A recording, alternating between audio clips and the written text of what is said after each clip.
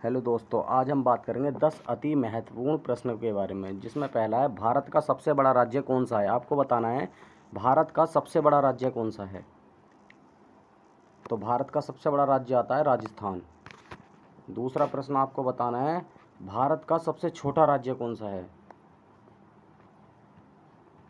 तो भारत का सबसे छोटा राज्य आता है गोवा।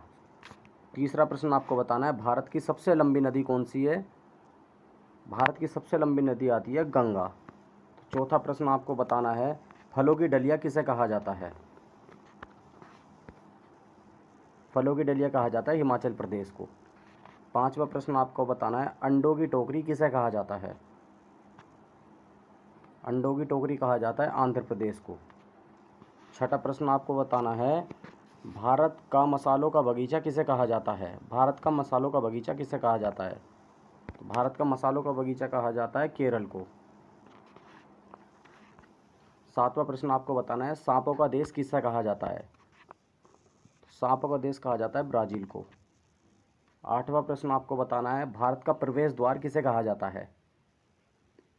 तो भारत का प्रवेश द्वार किसे कहा जाता है आपको ये बताना है। तो भारत का प्रवेश द्वार कहा जाता है मुंबई को। नौवां प्रश्न बताना है भूमि का देश किसे प्यासी भूमि का देश किसे कहा जाता है। तो प्यासी भूमि का देश कहा जाता है ऑस्ट्रेलिया को। 10वां प्रश्न बताना है सबसे बड़ा महाद्वीप कौन सा है। सबसे बड़ा महाद्वीप आता है एशिया महाद्वीप।